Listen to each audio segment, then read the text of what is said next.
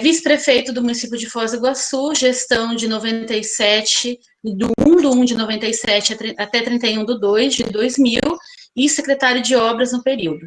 Prefeito de Foz do Iguaçu, eleito 2 vezes, gestão 2005 até 31 de 12 de 2012. Prefeito do município de Foz pelo PDT, eleito na gestão 2005 a 2008, na coligação. Foi o mais votado na história da cidade, com 68.256 votos. Na eleição de 2004, foi eleito com 68.256 votos e tinha como vice-prefeito o Dilto Vitorazzi. Na eleição de 2008, praticamente repetiu a votação, só um momentinho que eu tenho que dar mais um aceite.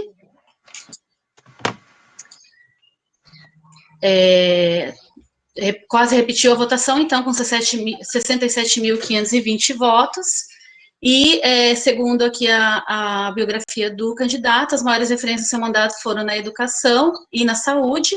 Aí eu não vou ler aqui, candidato, o senhor pode comentar, porque eu acho que fica mais dinâmico, né, senão eu fico lendo muito, então, você pode ficar à vontade para abrir o seu microfone e complementar, então, a sua biografia, tá? Bom, talvez o episódio mais importante na minha biografia tenha sido ser protagonista do primeiro grande salto educacional dessa cidade. Logo que eu assumi, nós começamos uma verdadeira revolução em todos os aspectos. Era bom aproveitar a nossa presidente Marli, o que era a Escola Cora Coralina. A Escola Coralina é uma adaptação num terreno cheio de pedaços e não tinha uma organização direito, não tinha quadra esportiva, não tinha ar-condicionado nas salas. Em suma, é um retrato do que era a educação quando eu assumi. Se eu contar o que era Érico Veríssimo, o que era Írio Manganelli, insuportável em cima, o que era, em suma, Emílio de Menezes, então, só para ficando no Morumbi, se pegar escolas da cidade inteira, nós fizemos o primeiro salto, que foi uma reformulação. A educação passou a ser vista com seriedade, porque eu não acredito que haja respeito se um professor vai dar uma aula. Eu usei outro dia o exemplo da Benedito João Cordeiro, batendo o sol da tarde, eu fui 3 horas, 3 e pouco, conversar com os estudantes, entrei na sala, um calor terrível, mas ponha terrível nisso. Eu encharquei, eu fiquei uma meia hora perguntando para as crianças o que é que elas pensavam, o que é que elas achavam, molhou até a meia de suor, para você ter uma ideia do que era aquilo. E crianças saíam de vez em quando da sala, eu achei até uma certa desconsideração comigo, que eu vou lá falando com eles, eles saíam e iam embaixo da torneira na cantina e botavam a cabeça e vinham encharcado para a sala de aula. Bom, isso só para dar uns detalhes. Eu vi, por exemplo, o nosso índice de reprovação era 15% anual. Um índice absurdamente alto. Absurdamente. Nós tínhamos esse desafio. A nossa evasão escolar era 400 a 500 crianças ano. A nossa, por exemplo, em termos de apostilas, eram usadas aquelas da editora base, custavam 1.600.000 por ano, e eram uma apostila que, quando nós olhamos, eram extremamente frágeis e débeis e fracas. Nós construímos apostilas com os nossos professores mesmo. Tinha uma equipe encarregada disso, como tinha uma equipe que ia acompanhar os estudantes em a situação das famílias, e nós conseguimos fazer com 200, 300 mil as apostilas fabricadas em Foz. Nós não usamos nenhum desses enlatados de Objetivo, de editora Abril, editora Base, nada, nós fizemos isso mesmo. E a nossa surpresa foi que saímos de uma situação, de uma educação sem expressão nenhuma, sem destaque nenhum, para as melhores do Brasil. Das 10 melhores escolas do Brasil, nós tivemos 3. Das 5 melhores do Paraná, as 5 de Foz. Tanto no Brasil, você não tinha nenhuma escola de Porto Alegre, nem de Caxias, nem de Recife, nem da Paraíba, lá João Pessoa, nada. Era 3 a cidade que mais pôs gente, mais 3 de Foz. E do Paraná você não tinha destaque para Curitiba, tida como a cidade do saber, nem Londrina, Maringá, cidades universitárias, nem Cascavel, nem Ponta Grossa, nada, era Foz do Iguaçu no pacote. E isso ocasionou assim uma celeuma muito grande. Eu me lembro que numa reunião da Frente Nacional de Prefeitos, o prefeito de Sobral me procurou para saber como é que nós tínhamos conseguido alcançar esses índices. Eu conversei com ele longamente, expus, expliquei o que a gente tinha feito. Ele ficou encantado com a coisa e aplicou na sua cidade, e pode ser algumas ideias nossas aqui de Foz, e hoje Sobral é com destaque total a melhor cidade em educação no Brasil. Bom, veja bem, eu estou dizendo isso porque agora nós estamos vivendo uma situação de novo salto na educação. Faz 16 anos que nós começamos aquele primeiro salto. Agora nós vamos viver um segundo salto, que é a tecnologia, que é uma revolução no jeito de aprender, de ensinar. E eu quero só deixar liberdade, se alguém quiser interromper com alguma pergunta, viu, Vivi? Por favor. Mas eu não me atrapalharia eu expor essa situação toda. Está na hora de dar um salto grande na tecnologia. Eu quero botar em cada sala de aula um microscópio eletrônico desses que a gente compra no Paraguai, 80 a 100 reais, para a criança observar o que é biologia, entender o que é. Nós pegamos 3 campânulas, botamos embaixo de cada campânula um pedaço de carne, na outra uma fruta, outro arroz, e vão ver como é que isso se comporta ao longo do tempo. As crianças vão vendo. Eu quero botar uma balança em cada sala de aula. Começa o ano, vão pesar essas crianças. E depois, em julho, pesa de novo. E no final do ano, de novo. A gente tem uma evolução disso. Mas isso não é para simples curiosidade. Isso é para ensinar as crianças a fazerem uma curva de Gauss. Que a curva de Gauss, você tem aqui os pesos, e você tem aqui a quantidade de crianças. Então, o mais levinho vem aqui, o mais pesado lá. Aquilo dá exatamente a curva de Gauss. A mesma coisa com a altura da criança que nós vamos medir. Nós vamos preparar, por exemplo, eu quero fazer com que as crianças estejam preparadas para o mundo moderno da tecnologia. Eu quero dar um celular ou um tablet para cada criança no 3º ano. Quando ele atingir, ele vai fazer uma prova de português e matemática. Ele passou, ele ganha isso. E aí nós vamos ensinar, isso aqui é um vocabulário, é a máquina do mundo, é o princípio básico. E, aliás, o professor, na nossa gestão, na nossa primeira, nós já ajudávamos o professor que queria comprar um notebook. Não sei se você lembra disso, Vivi. Você já era professora? Mas não é da minha época. Não, eu sou de 2010.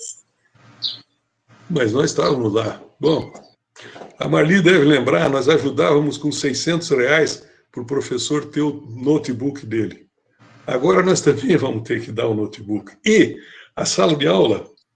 Posso aproveitar, candidato, aproveitando que o senhor está falando de tecnologia, só para eu ir colocando as minhas perguntas, nós temos uma pergunta relacionada exatamente a isso que o senhor está falando agora, considerando que nós estamos vivendo uma situação de pandemia, que foi instituído o ensino remoto, que nós temos atividades que são repassadas de WhatsApp pelas professoras, elas fazem acompanhamento, enviam vídeos, enfim, fazem essa interação por celular, só que nós temos um grande problema, né, que não foi dado nenhum aparelho para os profissionais usarem nesse período e também não foi dado nenhum subsídio para acesso à internet.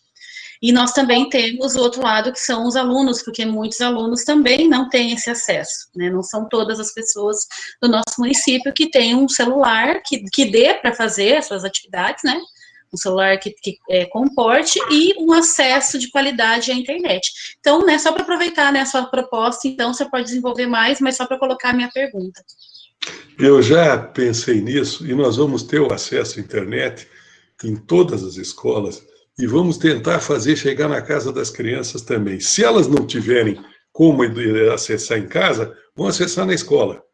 E a ideia é a gente ter, por exemplo, como instrumento da educação, você vai dar uma aula de fração, você não precisa ir no giz e o quadro negro. Você vai pegar um vídeo com os melhores cabeças do Brasil e do mundo, explicando como entender a fração. O que é a fração? Você dividir um pedaço, a soma de fração. E a professora, em vez dela se desgastar no quadro, explicando isso, ela tem o recurso da mais moderna tecnologia. Porque no vídeo você pode ampliar um setor, você pode diminuir outro, você pode pegar exemplos, você pode botar uma criança perguntando. Em suma, você tem o recurso do mundo ali. E depois a professora vai dar os exercícios e vai verificar o aprendizado. Vai ver quanto daquilo foi percebido.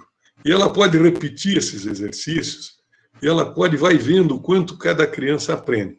E eu estava pensando também, eu quero conversar com vocês mais aprofundadamente, eu queria ter, por exemplo, em cada sala de aula, um monitor. Porque na experiência da gente que já viu, a sala, qualquer sala pode ser dividida mais ou menos em 3 partes. A parte de alunos bons, a parte de alunos médios e a parte daqueles que ainda não atingiram um bom padrão, que são fracos. Eu quero botar, além do professor, um monitor para orientar os alunos fracos, para um acompanhamento pessoal, de 1 por 1. Pessoalmente, acompanhar pessoalmente cada estudante, o monitor dá reforço, dá contraturno, em suma, tenta recuperar aquela parte que não é que eles sejam menos inteligentes. Eles tiveram menos oportunidades, eles vão aprender a fazer a coisa, o processo para eles é um pouco mais longo e nada mais importante do que a gente ter esse recurso do monitor.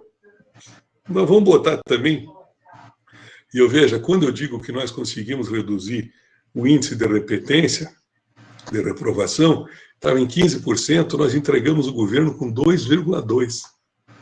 Isso é um caso inédito. Um caso inédito, você conseguiu uma redução dessa, mostrando que é possível você fazer.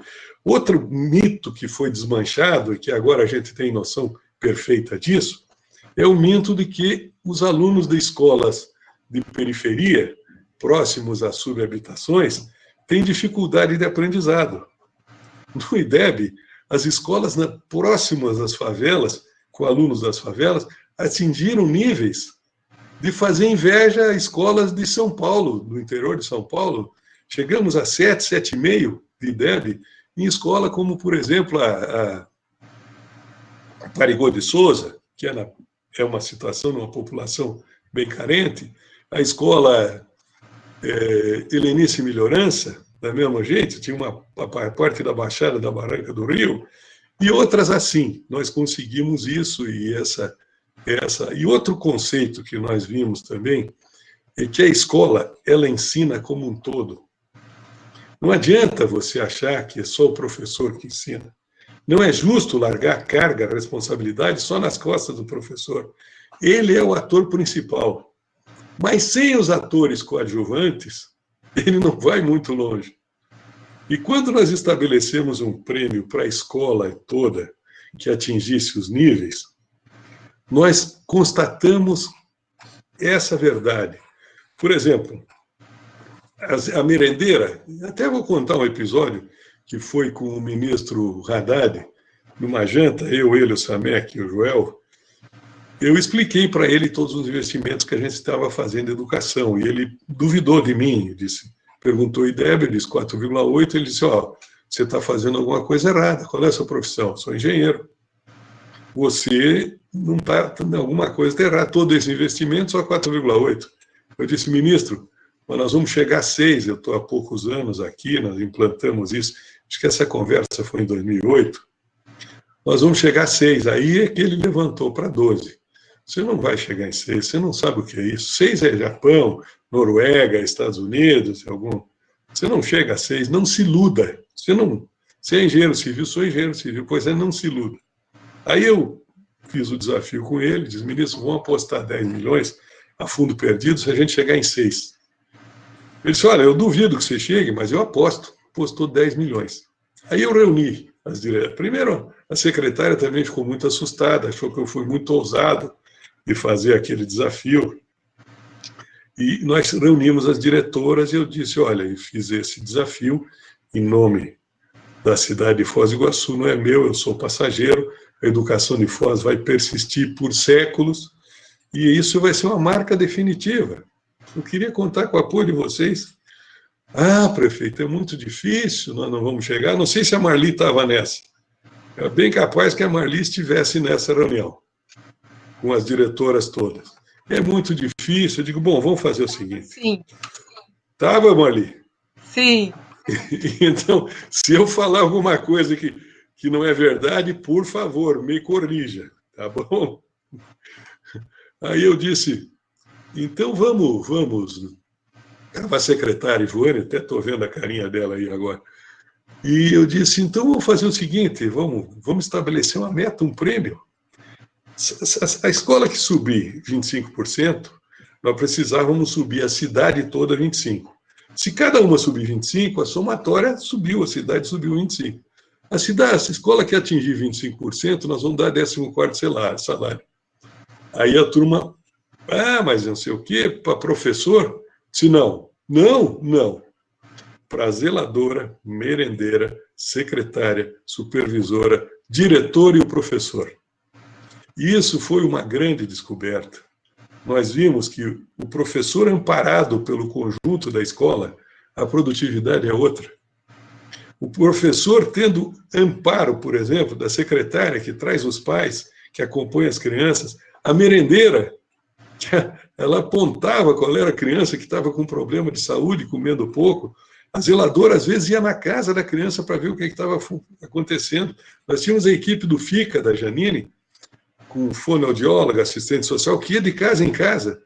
E quando encontrava uma situação de tragédia, uma moradia totalmente desconforme com os princípios mínimos de humanidade, eles alugavam uma casa. E a assistência social dava bolsa. E aquilo foi uma colmeia, foi uma coisa extraordinária. E nós chegamos a 6,2. Daí encontrei o ministro de novo, ele cumpriu os 10 milhões. Aliás, das 52 escolas, nós reformamos e construímos novas umas 43. Encontrei o ministro de novo, ele honrou os 10 milhões. E eu perguntei para ele, ministro, quanto o senhor nos dá para chegar em 7? Ele disse, não, com vocês eu não aposto mais. E não apostou, mas aí eu vejo que, eu digo que foi o primeiro salto educacional, porque esses índices não caíram muito. Eu acho que a dignidade do professor, o orgulho da escola de fazer bem feito, contaminou a própria condição da escola com condição de trabalho. É diferente você ir num lugar onde você sua 4 horas, e um lugar com ar-condicionado, com uma boa merenda, com a diretora, com a professora, todo mundo te ajudando. O professor mudou o salto. Então, agora... Candidato, deixa eu aproveitar que o senhor está falando, né, sobre todos os profissionais. A gente recebeu algumas perguntas aqui, e elas vêm de encontro também com as que eu já tenho. Então, de repente, o senhor já faz uma ponte aí na sua fala sobre valorização dos profissionais. Aqui está sendo até colocado pelo Samuel e pelo Everson a mesma questão, que é a questão dos agentes de apoio, mas aí, né, o senhor sabe que os únicos profissionais da educação que têm plano de carreira hoje são os professores. Secretário de escola, agente de apoio, auxiliares de serviços gerais e merendeiras não tem plano de carreira. E a gente sabe que valorização profissional vem pelo plano, né, porque é um incentivo a mais, né, crescer na carreira para se especializar e buscar mais formação, mais conhecimento, buscar melhorar cada vez mais enquanto profissional, mas ter um retorno. Então, o senhor teria alguma previsão de plano de carreira para todos os profissionais da educação, considerando que na sua fala o senhor disse que são esses profissionais que deram as condições do IDEB na nossa cidade, ter todo esse salto aí que o senhor está colocando, né? Eu vejo, a cidade vive uma febre da terceirização. Eu não entendo por que os que estão, o atual prefeito, o vice, que tinha uma postura diferente quando eles eram vereadores, do que agora. Eles terceirizaram tudo. Merendeira terceirizado, zeladora terceirizada. Eu não sei se o resto também. É uma febre. Terceirizaram as UPAs. É uma loucura. E como é que você vai fazer um plano de carreira para o terceirizado? Nós vamos ter que reestudar toda essa situação. Agora, veja bem uma coisa. Valorização profissional. Eu quero aumentar em 33% o salário dos professores. Vocês acreditam? A Marli acredita? Ei, Marli? Mas comprando a hora atividade? Exatamente. Eu quero comprar a hora atividade para quem quiser vender. Tá? Porque já está provado que no currículo, no aprendizado da criança, 3 dias e meio com o professor, 1 dia e meio com outro, ou outros, o rendimento cai lá embaixo. E a preocupação nossa, Viviane, eu acho que, acima de tudo, é a qualidade do ensino com a nossa criança que nós estamos preparando para a vida. E nós queremos fazer realmente a revolução educacional. Eu queria dar esses equipamentos todos para o professor, ter todo esse apoio de internet, de aluno, de sala de aula, de laboratório, de telescópio, quero botar na escola também, de TV, esporte, nós vamos continuar investindo, eu quero construir mais 4 centros de convivência, devemos começar esse ano, e melhoria de algumas escolas que ficaram para trás, por exemplo, a Júlio Paza, aquele buracão que você vê, Vivi, como é que eram feitas as escolas, se você visse, pegava o pior terreno e jogava uma escola ali. Improviso total, coisa que não tinha pé nem cabeça. Por exemplo, a Júlio Paza, nós vamos ter que fazer, eu tenho um projeto, 3 pavimentos, usando aquele mesmo terreno, mas aproveitando para outras, para ampliação, para, em suma, outro conforto, né? E eu queria dar ao professor toda essa estrutura. Em troca, ele ficaria os 5 dias com as crianças. Em troca disso, veja bem, quem é que tem peito de falar que dá 33% de aumento? Quero ver quem coragem, se alguém pensou isso no Brasil. Eu vou dar, eu não estou... Perdão, candidato. Pode chamar de prefeito, eu sei onde é que eu vou parar. Eu sei que mato eu estou lendo. Mas só para a gente não... porque, assim, são muitos assuntos, né? E aqui a gente está recebendo mais sobre os agentes de apoio, que, assim, a hora atividade, ela é garantida por lei federal.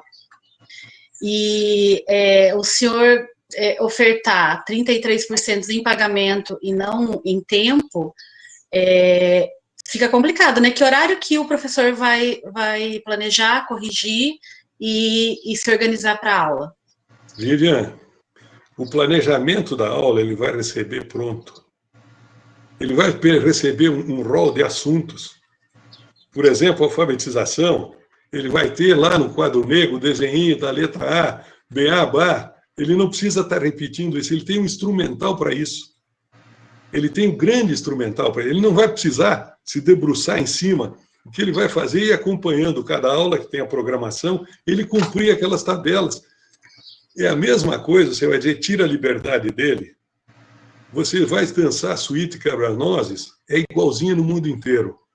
O jeito de dançar, o jeito de aproveitar esses instrumentos, o jeito de usar esses equipamentos modernos depende do professor. E outra coisa, não é para quem não quer continuar no vizinho, pode continuar à vontade. É para quem quer dar o salto de qualidade na educação. Eu quero fazer um desafio para a cidade de Foz do Iguaçu, para os professores. Nós vamos voltar a ser os melhores do Brasil e sem falsa modéstia, porque eu tenho lido tudo que se publica no mundo sobre educação dentro da sala de aula. Eu não sei se vocês conhecem esse livro aqui, ó. Deve conhecer, com certeza. Esse livro tem uma propositura muito importante. Ele diz o seguinte, que a leitura é o melhor sistema de adquirir conhecimento do mundo. Internet, essas coisas, não substitui a leitura. E a leitura é um hábito que você cria na criança. E nós vamos partir para cima. A leitura vai ser um meio extraordinário disso. E ele cita como exemplo, ele faz aqui estudos de aulas, cita vários exemplos de lição. Uma aula São 49 modelos de aula que ele estudou os melhores do mundo e ele propôs isso. E a leitura na sala de aula é uma das coisas mais importantes que ele dá. E não é o professor que lê, é o aluno que lê e cada um está lendo o seu livrinho, acompanhando a leitura. Daí o professor para e diz, agora em vez de ler você, leia a Marli. Aí a Marli, se ela não estiver acompanhando, ela vai perder o fluxo. Daí lê, agora a Joane, agora o João. Entende? Então, são recursos que nós vamos usar. Agora, a mediocridade, eu sei que é difícil de lutar. Acabei de dizer que terceirizaram merendeiras, que era um absurdo, terceirizaram zeladoras, terceirizaram tudo. E eu quero fazer. E sobre esses que não são terceirizados, a gente está recebendo aqui dos agentes de apoio, principalmente, a gente tem bastante agente na sala, são profissionais que atuam, então, na educação infantil, né? O senhor lembra da polêmica que foi a criação deste cargo, lá no mandato do Reni. Hoje, eles, assim como os secretários e secretárias de escola, também aguardam um plano de carreira que teve todo um processo, até que ele chegou no final do ano passado, ele foi entregue à administração, mas não houve o período de negociação desse plano, porque depois, logo vem a Covid, período eleitoral, enfim. Então, se o senhor pudesse falar, assim, especificamente, sobre... Claro, né, o senhor já falou que não a terceirização, mas, no caso, esses dois cargos, eles não estão terceirizados, só as auxiliares de serviços gerais e as merendeiras. No caso desses dois cargos, que não estão terceirizados e que aguardam plano de carreira, qual seria a sua proposta, então?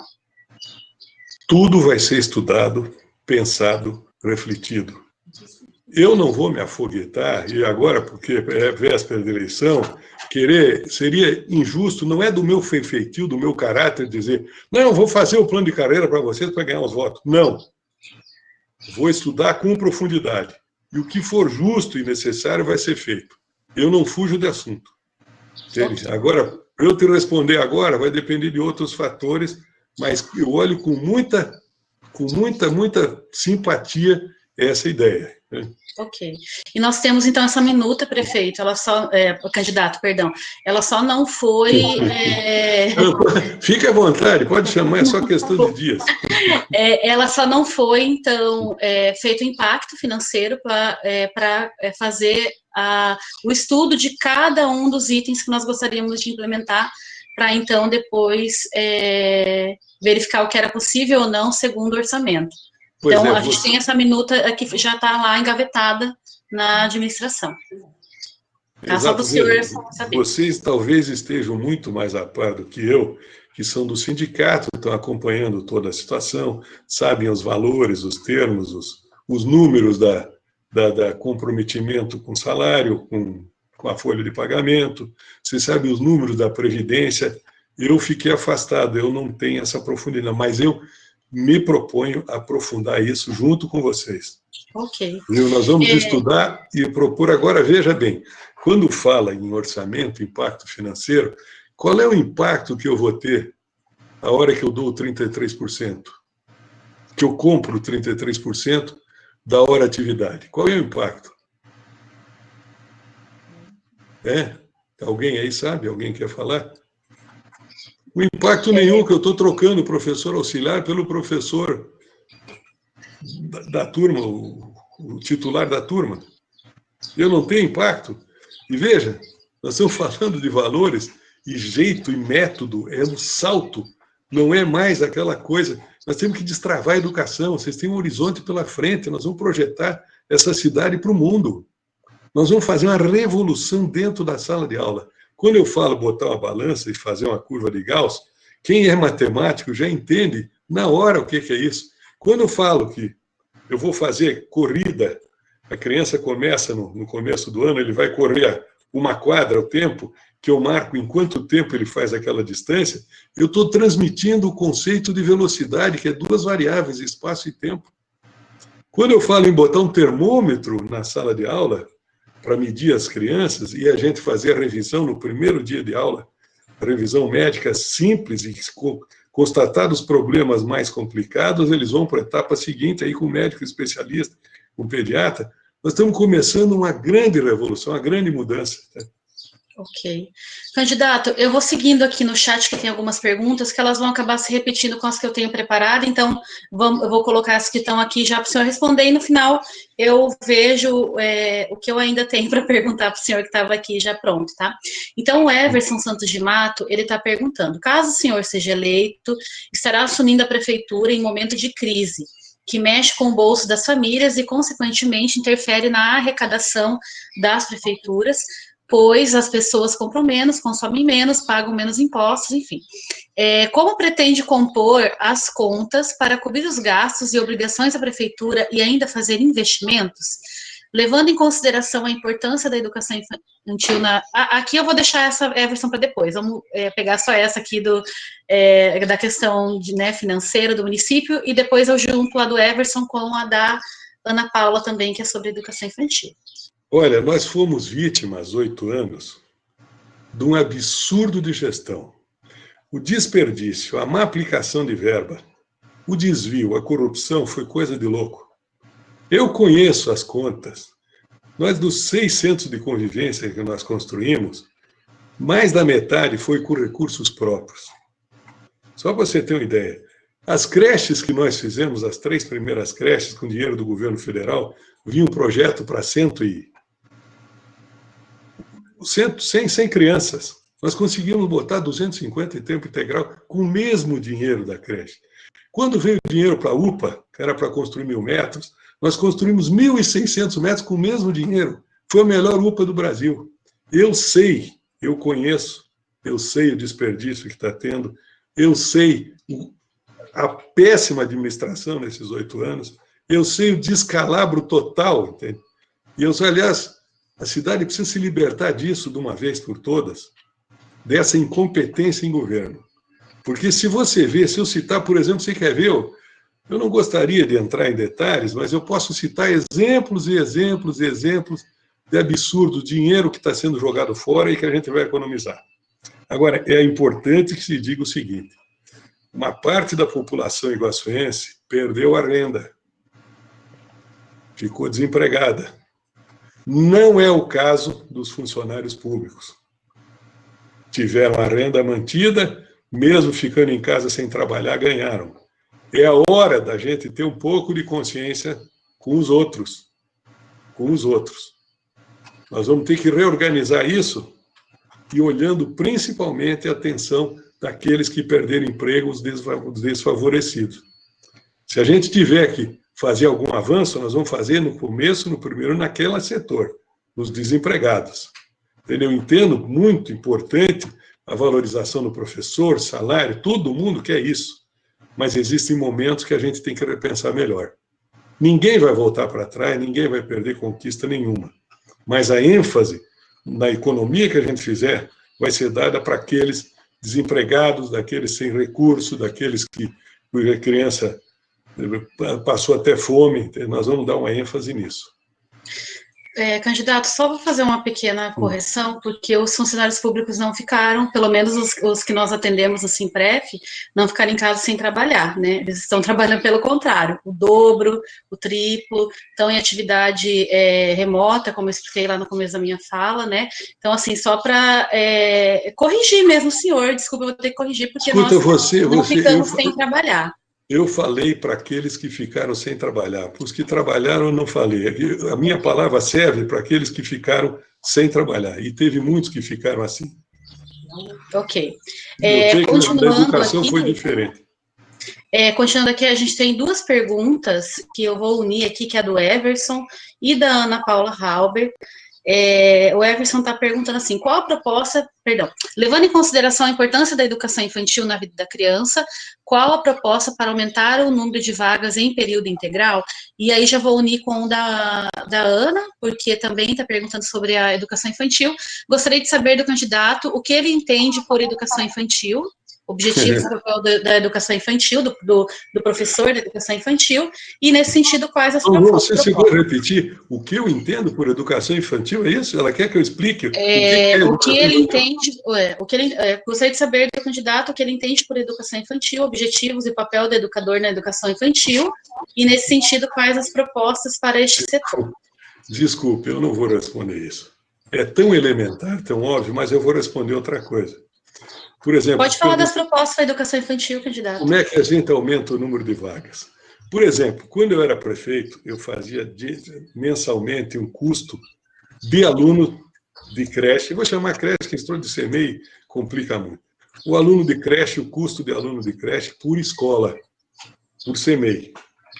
E os preços variavam assim, de 180, 200, até 400, 500 por aluno. Você veja, no mesmo rede educacional em Foz. Aí nós vamos ver por quê. Veja o que acontece. Tinha creche que tinha diretora, supervisora, secretária, cozinheira, zeladora para 80 crianças.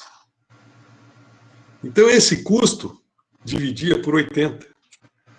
A nossa ideia é que tenha creches que tenha 200, 250 crianças, que ela se iguala quase à escola municipal. Com isso, a gente consegue, em vez de dividir essas despesas fixas de construção, água e luz por 100, nós vamos dividir por 200. Eu bati o custo para metade. E a gente vai remanejar essas creches. Nós vamos ver, por exemplo, essa tem terreno para construir mais 4 salas. Nós vamos construir as 4. E veja só alguns detalhezinhos, entende? Quando eu otimizo a estrutura, quando a minha estrutura de custo, eu consigo oferecer muito mais recursos, muito mais tempo, mais vagas, com menos dinheiro, eu estou otimizando o conjunto todo. Eu estou melhorando o conjunto inteiro. Então, a nossa ideia, por exemplo, hoje, eu tenho uma estatística aqui, olha só, nós temos, de 0 a 3 anos, no período integral, 1.626 crianças, período integral. No matutino, nós temos 1.286. No vespertino, 1.566.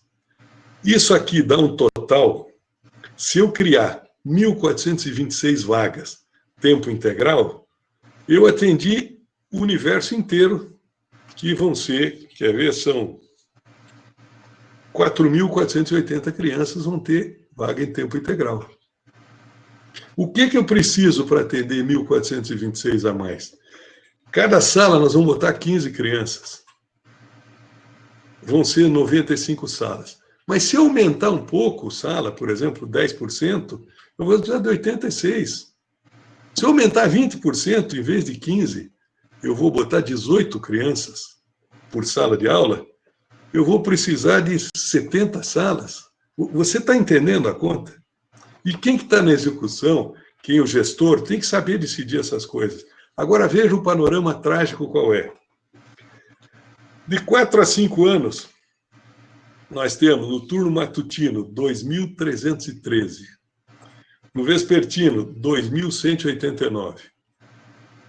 Se eu fizer aumentar vagas, 2.251 vagas, eu consigo atender todo esse universo, as 8, 9 mil crianças que estão matriculadas nas creches, tempo integral, turno matutino, turno vespertino.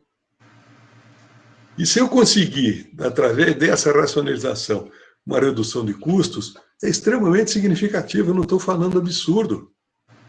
E se eu mostrar depois, eu não tenho esse estudo completo, acho que não é o caso, os absurdos das despesas dos gastos em coisas secundárias, inevitáveis e desperdício, como, por exemplo, esse absurdo dessa troca das LEDs, foi 10 milhões de reais. 5 milhões superfaturado, um absurdo, vai ter gente presa, vai ter muita gente presa. Tem muita gente que diz, não, vota no Paulo porque ele não vai assumir. Vota no Paulo porque senão o outro vai ser preso. Vai ter mais um escândalo. Mas essa situação da luz oculta, eu te pergunto, precisava trocar as lâmpadas? Não era melhor pegar esse dinheiro, aplicar na educação, refazer a rede, construir as salas necessárias? Com 10 milhões eu faço quase o total de salas para dar tempo integral nas creches. Você quer ver outro absurdo? No começo do ano, o atual prefeito, o pessoal das caçambas de lixo que levava lá para o aterro, pagava uma taxinha, 100, cento e poucos reais, para descarregar o lixo lá. Ele isentou. Não precisa mais pagar. A empresa que fazia a coleta aqui, recebia e trabalhava, operava o aterro sanitário, foi marcando tudo que caçamba que estava descarregando. E cobrou da prefeitura. E sabe quanto que a prefeitura teve que pagar? Mais de 10 milhões. Você entende o que eu estou dizendo? Gestão pública é você olhar o desperdício e você aplicar no que realmente interessa. E o juiz mandou depositar imediatamente os 10 milhões depois. Só aí eu estou falando de 20 milhões. 20 milhões. E eu podia citar muitos outros exemplos. Você quer ver mais um? Só mais um. Correu a conversa que ia botar ar-condicionado nos ônibus. Ah, que maravilha! Puxa, ar-condicionado, uma reivindicação da comunidade, precisa ar-condicionado em ônibus e tal. Instalou em 25 ônibus. Orçamento da Mascarello, para estacionar e instalar ar-condicionado em 25 ônibus, R$1 milhão. O que o governo gastou? Isentou de 10, 12 milhões de SS das empresas de ônibus, em troco de 1 milhão nos ar-condicionado. Você está entendendo, Viviane, o que eu estou falando? Marli, você está entendendo, Marli? Entendo. Você entende o absurdo da coisa? Sim. Eu estou brincando, nós estamos nos 30 milhões. É por isso que não tem dinheiro para dar o plano de carreira para os profissionais da educação. Aí você bateu pronto, porque o bom gestor, ele acha jeito no que é realmente importante. Entende? E aí nós vamos buscar exatamente eu estou citando 3, tem dezenas de absurdos desses. Entende? A gente vai buscar racionalizar exatamente porque atender. Por que eu digo que nós vamos sentar, conversar, analisar, e eu não tenho medo de assunto? Exatamente por isso. Eu conheço, eu estou vendo o fundo da coisa. Entende? E se você olhar... Perfeito. Perdão, candidato. Só para aproveitar que o senhor está falando sobre administração, né, como o senhor faria a gestão dos valores, onde aplicaria, enfim. É que os agentes de apoio comentaram bastante aqui na sala, né? Eu acho que só o senhor voltar a falar sobre a questão do plano de carreira, agente de apoio, que o senhor faria um estudo sobre essa situação, certo?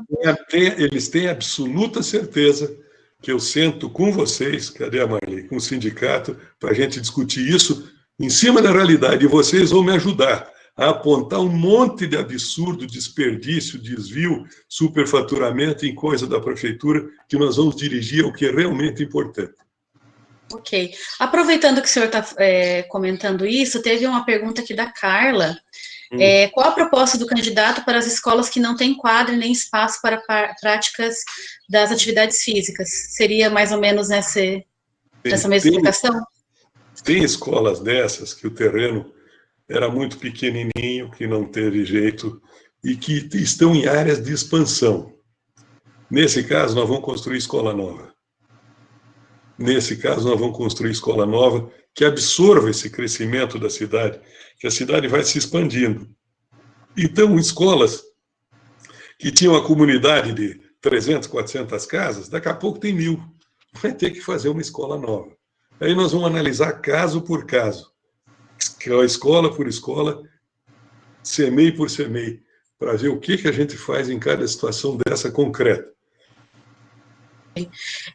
Candidato, tem uma pergunta aqui que é da Elaine, deixa eu só encontrar, que ela tá perguntando sobre a reforma administrativa, e eu vou aproveitar para unir com a pergunta que eu já tenho aqui, em relação aos cargos comissionados. O senhor estava falando aí, então, de plano de carreira, de gestão dos recursos para aplicar, né, nas coisas que são prioridades, enfim. E toda vez que a gente tentou negociar alguma vantagem dos servidores, a gente esbarrou na questão da folha, né, porque está sempre no limite, e a gente sabe que os cargos comissionados impactam nessa folha também, porque a folha de pagamento, então, da gestão é uma só, ela não se divide entre servidores concursados e cargos comissionados. E aí nós temos a reforma administrativa, né, que é uma luta aí que nós vamos ter que construir contra, porque nós sabemos que com a reforma administrativa, o serviço público vai ser afetado, né, e os servidores de carreira são aqueles que estão ali investindo, então, a sua formação, a sua vida, a sua carreira em servir e servir a população. Então, gostaria de saber duas coisas, então, seu posicionamento sobre a reforma administrativa e sobre os cargos comissionados. Se o senhor tem previsão de diminuir, o senhor sabe quantos temos hoje, né, que a gente sabe que é um número elevado, se na sua gestão, caso eleito, o senhor iria diminuir, aumentar, permanecer como está? Qual é a sua sugestão? Oi? A minha sugestão? Olha, considerando que nós temos sempre esse impasse na hora da negociação com a questão dos cargos comissionados, no mínimo uma revisão dos atuais cargos, né? Não sei como que ficaria numa próxima gestão, mas uma revisão e sempre privilegiando os servidores públicos, né? Eu sou sindicata, eu vou defender, como o senhor falou, terceirização não, cargo comissionado não, nós defendemos servidores públicos de carreira. Pois é, deixa eu te contar, quando eu entrei primeira vez na prefeitura, tinha alguns conceitos, o pessoal me dizia, olha, funcionário público não dá para trabalhar, eles estão acomodados, eles estão ali, estão marcando tempo para se aposentar. Mentira. Nós conseguimos conquistas extraordinárias, o que depende de uma boa gestão. O que acontece, o que aconteceu? E muita gente era contra a estabilidade. Veja o que aconteceu depois que nós saímos. Entrou uma quadrilha. Se não tivesse estabilidade, eles iam demitir todo mundo que trabalhava e entupir de quadrilheiro. Entupir. Tá? Então, só para você ver, a estabilidade é uma coisa importante, precisa ser regulamentada, porque todo lugar tem o bom e tem o ruim. Você é do sindicato, sabe disso. E nós temos que privilegiar o bom. O bom, o dedicado, eu não posso tratar do mesmo jeito uma pessoa que se esforça, acompanha, vai atrás, estuda, se prepara, e o outro que não está nem aí. Não posso tratar igual. Então vamos ter que analisar isso com muito critério, entende? Porque a hora que eu deixo tudo igual, aquele bom esforçado, puta, eu me mato, aí chega no fim do mês, é a mesma coisa que o outro que não está nem aí. Trata o povo a coice, não sei o quê. Você entende isso? Você imagina? E isso nós vamos analisar bem com profundidade isso. Outra coisa, cargo comissionado.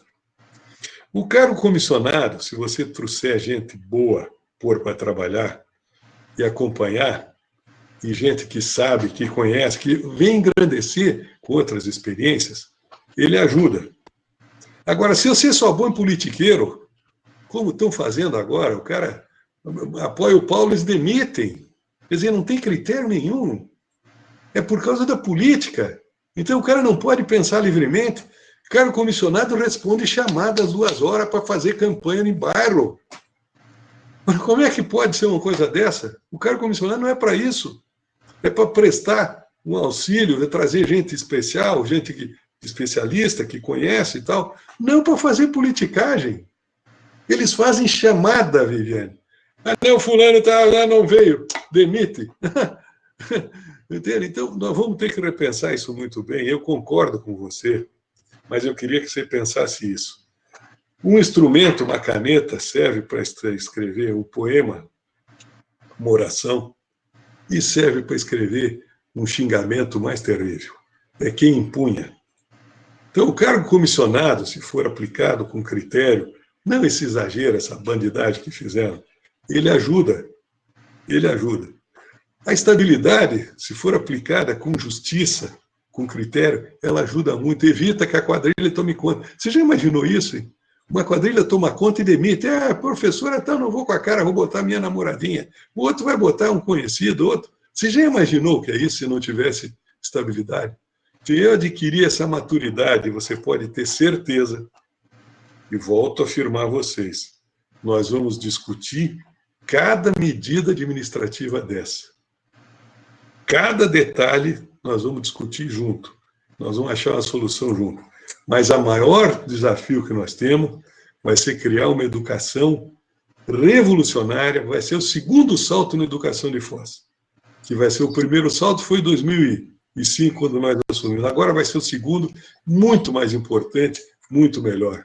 Agora pode ter certeza que nós vamos estar junto nessa jornada. Eu tenho certeza que vocês entendem perfeitamente que entre trocar o modelo medíocre, corrupto, politiqueiro, por um modelo de evolução, de transformação tecnológica, vocês vão preferir o nosso modelo.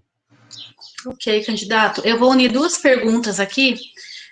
Um é do Carlos Alberto e a outra é do Everson. Eles estão perguntando sobre quem assumiria a Secretaria de Educação. Então, o Everson pergunta, como candidato, pretende escolher quem irá assumir a Secretaria da Educação por política ou formação, ou escolha da categoria? E aí o Carlos também já pergunta se o senhor já tem uma indicação para a Secretária da Educação, ou secretária da Educação, né? Eu vou aguardar sugestões, eu não tenho ainda. Sinceramente, eu quero conversar. Nós vamos ouvir os diferentes setores e segmentos e vamos decidir junto isso, porque é um dos cargos mais importantes do governo, e ainda mais se tratando que nós precisamos de uma pessoa preparada para ir à frente dessa revolução na educação, entende, Vivi? Mas Entendo, candidato. Eu vou só pegar aqui algumas perguntas minhas, e quem tiver pode mandar ali no chat, né, a sua dúvida. Tem alguns comentários, mas alguns eu não estou lendo por conta do tempo mesmo, tá, gente? Já estamos a 1 hora aqui. Ô, louco! E aí, para não... 1 hora, quase, né? Nós começamos 5 horas, nós começamos às 4h05. Nós temos uma pergunta aqui que é muito delicada, e vou aproveitar que eu vi que entraram algumas aposentadas aqui na sala, a questão em relação aos fundos de previdência do município. Nós temos 2 fundos, né? Um fundo financeiro e um fundo previdenciário. O senhor sabe, inclusive, toda a história, eu vou me abster de repetir aqui. Quais seriam as suas propostas para resolver a situação do fundo financeiro e para que o fundo previdenciário não venha a ter o mesmo destino que o fundo financeiro, né, tem, porque a gente sabe, pelas últimas informações que foram dadas pelo Pós-Previdência, no último mês, final do último mês, o fundo financeiro, então, ele teria fim no começo do ano que vem. Viu? Esse é assunto que está pegando o Brasil inteiro. Eu ainda não tenho uma solução. Eu ainda não sei. Eu tenho algumas ideias de como mexer nisso. Esse fundo de previdência, a Previdência Pública de Foz do Iguaçu, Fosprev, foi criada no meu governo, que os governos anteriores empurravam com a barriga. Quando nós entregamos, estava extremamente saudável, tinha 200 milhões em caixa, pagava com o juro do dinheiro, pagava pensão e aposentado, e todo mês ele acrescia das contribuições da prefeitura e dos funcionários. Esse é um assunto delicadíssimo que vocês, sindicalistas, vão ter que me trazer uma solução.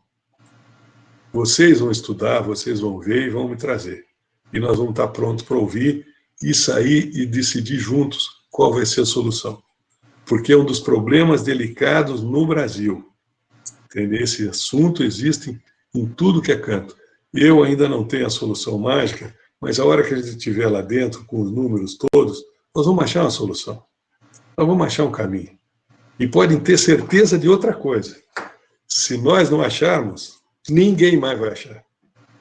Se nós sentarmos juntos e não chegarmos numa solução, ninguém vai chegar. Porque eu conheço o eleitorado, eu sei a turma que está aí na prefeitura. Já deviam ter mexido nisso um tempão.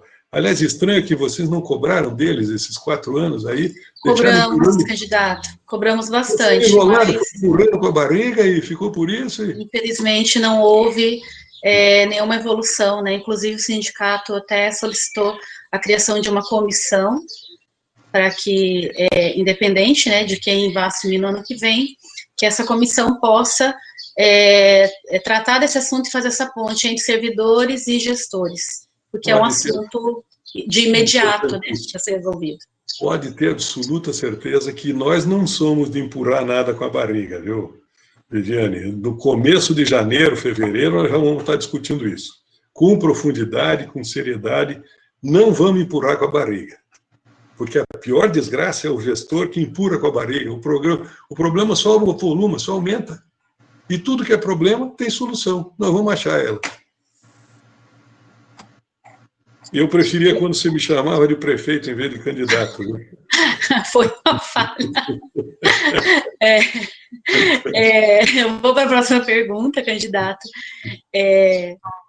Nós estamos com retroativos do ano de 2019, eu acho que talvez o senhor já tenha respondido um pouco na outra pergunta sobre a questão financeira do município, mas só para colocar aqui, porque é uma questão muito importante, nós temos retroativo de 2019 sem ser pago, para alguns professores que ascenderam o nível, então, né, tiveram ascensão, mas não receberam, e nesse ano não foi pago nenhuma promoção dessas de elevação de nível, e nem a avaliação por desempenho que seria neste ano, então, no início do ano foi feito, porém não foi pago. A gente sabe que tem a questão da 173, mas a gente também tem conhecimento de que promoção de nível não entra nessa lista das vantagens congeladas, e nem a nossa avaliação de desempenho, porque ela até anterior à lei. Então, assim, o senhor tem conhecimento, como que o senhor trataria desse assunto, visto que a gente já está com os salários congelados até dezembro de 2021, provavelmente, por conta da pandemia, e ainda sem receber nenhuma promoção? Olha, me estranha muito a passividade de vocês. Me estranha muito o capachismo, perdoa a palavra, entende? Porque no meu tempo eu peguei até greve com isso. A gente discutia profundamente. E esse problema eles estão deixando para mim resolver com vocês, e nós vamos resolver isso. Eu não vou fugir de assunto nenhum. Mas agora me estranha muito essa passividade, viu? Na verdade, vocês se deixaram levar no bico. Deixaram levar nós consideramos que, como era uma situação de pandemia, fazer uma greve nesse momento, o quanto isso poderia colocar a cidade contra, né, a categoria. Então, nós fomos tentando, na base do diálogo, levando, né, enquanto... Mas infelizmente, não deu. Não existe só greve. O cara agora está procurando voto. Eu sei que muita gente de vocês está dizendo, não vão votar no Paulo porque ele vai demitir não sei o quê. Que ele vai...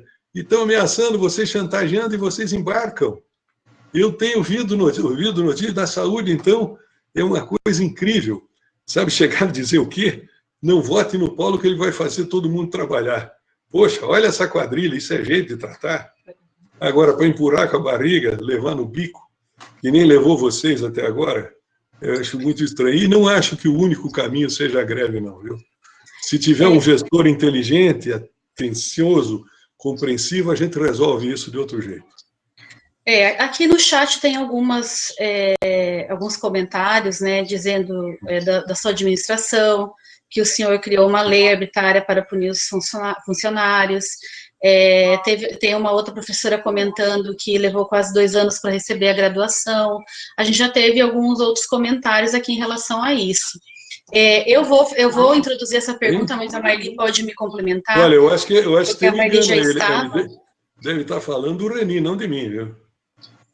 Deve ter algum engano, porque... Mas eu creio que é da greve de 2009, candidato. A Marli pode falar, por favor, Marli? Marli estava. O que foi? Oi, estou aqui, tá? Seguinte, lá em 2009, eu acho que foi um dos motivos pelo qual o Simpref nasceu. Em 2009, mesmo a gente tendo reposto o dia, a gente levou uma falta, e com essa falta, a gente também teve uma referência a menos. Eu, inclusive. Exatamente. Isso, eu posso responder bem ligeirinho. Eu avisei antes. Ficaram 10 dias na porta do meu gabinete, tocando música alta, estourando foguete, e vaiando quando entrava e saía. Eu avisei, não façam isso, o caminho é o diálogo. Se fizerem, eu vou descontar. Descontei, e vou dizer de novo. O caminho é o entendimento. Se vier com pressão, com chantagem, vão encontrar a mesma coisa. Quer capacho? Veja os que estão aí. Veja o que essa gente que está aí fez com vocês, que era da turminha de vocês, Marli. Era PCdoB, essas coisinhas todas. Veja o que eles fizeram. E naquele tempo eu me lembro muito bem. 10 dias eu aguentei bagunça e confusão, e foguetório, e música alta. 10 dias. Eu passava todo dia, cumprimentava vocês educadamente, vinha no gabinete todo dia. E eu avisei, não façam isso, que esse não é o caminho. Escolher o caminho, sinto muito, doutora Marli. Não tem outro jeito, eu não tenho duas caras. Mas se o senhor estiver na prefeitura e precisar a gente fazer isso, a gente vai fazer, estou avisando. Vai fazer nada, não vai precisar, nós vamos conversar e resolver. Precisa. Direto. Mas eu não sou de enganar ninguém. Fechou a comunicação nesse momento. Eu não sei porque eu era gestora do Cora Coralina na época. Entendeu? Então você não está eu não participava do sindicato naquela época. Sim. Eu era gestora do Cora Coralina. E assim, a gente negociou, inclusive, para ir lá. Eu fui, inclusive, tá? Tive a falta, tive uma referência a menos. Sou penalizada até hoje por isso. Marli, desculpe, mas não tinha outro jeito. Vocês que escolheram o caminho. Mas daí o senhor também fechou o diálogo nessa possibilidade. Então vai aguentar lá 10 dias de foguetório e música alta e assobio e vai aguentar lá e depois você acha que vai ficar tudo por isso mesmo. Os professores foram um dia. Se alguém foi lá 10 dias, eu não sei. Foi um dos episódios mais assim, que mais me chamaram a atenção do governo. Foi aquela atitude de vocês, viu? Eu achei um absurdo, mas estava conversando, estava dialogando, está vendo?